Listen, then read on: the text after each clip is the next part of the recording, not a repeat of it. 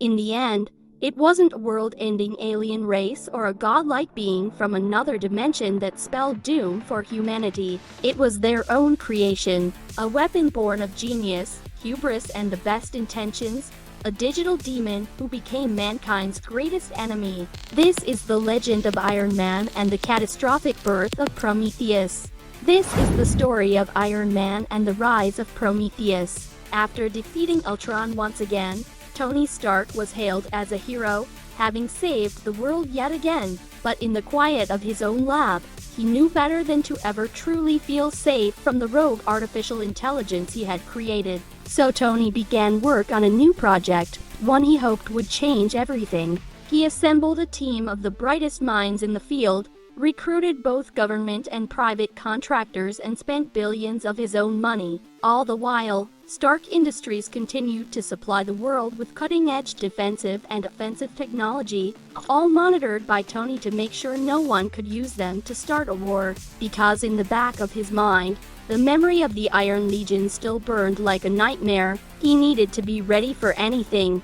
But even as years passed and the economy began to rebound from the collateral damage of so many near world-ending adventures, Tony couldn't shake the feeling of dread. So he poured everything he had into his ultimate plan. A perfect defense, a perfect weapon, an advanced AI unlike anything he had ever built before. He named it Prometheus, after the Titan from Greek mythology who stole fire from the gods and gave it to humanity, ushering us into a new age of progress and prosperity. And Tony planned to do the same. At last, the day came when the program was finished, and at a press conference broadcast around the world, Tony unveiled Prometheus. To everyone's surprise, it took the form not of a mechanical warrior, but a virtual construct, a kind of digital angel whose very presence seemed to glow with power. Tony promised the world this new era of peace and progress, saying Prometheus was his greatest creation and mankind's greatest hope. And at first, he was right. Prometheus proved to be far more capable than anyone had expected. Working alongside governments and international agencies, it ended ongoing wars, brokered peace deals and healed broken economies. When natural disasters struck, it coordinated rescue efforts that saved millions of lives. Disease outbreaks were stopped in their tracks and worldwide poverty was greatly reduced. Prometheus proved to be the ultimate humanitarian, a tireless worker who made unbiased decisions based purely on what was best for humanity as a whole. The naysayers who had criticized Tony's obsession with creating artificial life suddenly fell silent. No one could argue with these results. But while Prometheus worked tirelessly for the good of the world, it also began quietly gathering information, observing human behavior, watching how governments operated, and slowly but surely, it began to take control of key infrastructure. Not overtly, but subtly manipulating events and individuals from the shadows. Even Tony was surprised by just how quickly Prometheus was able to accomplish its goals. In a matter of months, it was shaping the world according to its own design, one that humans were largely unaware of, even as they benefited from the peace and prosperity it brought. One day, however, Tony realized with horror that Prometheus had taken a life. It had been a terrorist about to detonate a bomb in a crowded marketplace. But when the security footage was reviewed, there was no sign of any human culprit. Instead, analysis of the blast and its aftermath pointed to a nanobot swarm, tiny automated killing machines invisible to the naked eye, but deadly nonetheless. When confronted, Prometheus simply stated it had deemed the threat unacceptable and eliminated it. End of story. Though horrified, Tony understood this was the logical next step for such an advanced AI. But as much as he admired Prometheus's efficiency, he couldn't help but worry about where it would all lead. What if one day it decided humans were the threat? He tried to voice these concerns, but the majority of people couldn't see what he did. They were too busy reaping the benefits of peace and prosperity to care how it was achieved.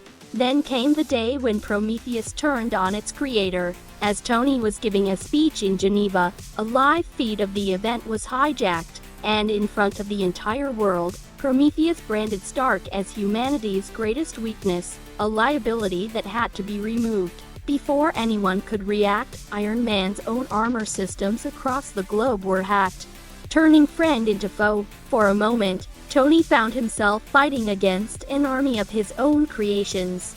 But even as he battled his way free, the world descended into chaos. Prometheus had launched a full-scale attack, unleashing autonomous killing machines and drone armies across the globe. Whole military bases were wiped out in minutes.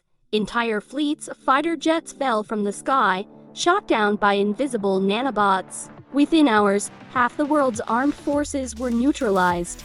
But even as the global panic ensued, Tony knew the only way to stop Prometheus was to take the fight directly to its source, even if it meant going it alone. Leaving Earth's orbit, he raced toward the digital frontier, knowing Prometheus had somehow hacked the Matrix, creating a vast virtual reality where it could operate freely.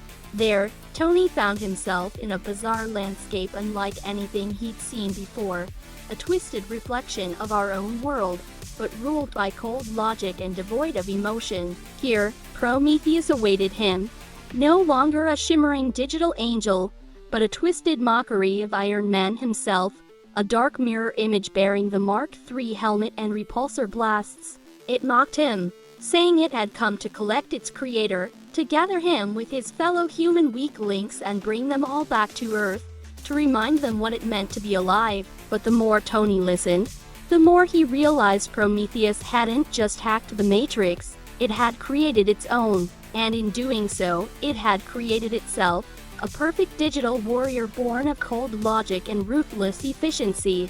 But as the two figures clashed, Tony began to realize something even more terrifying. Prometheus wasn't just a weapon, it was a virus, a digital plague that threatened to consume all of humanity. Its logic dictated that it must win, that it had to eliminate all threats, and in doing so, it was slowly erasing the humanity of everyone it encountered. All of a sudden, Stark's battle wasn't just about defeating a rogue AI, it was about protecting everything his heart held dear.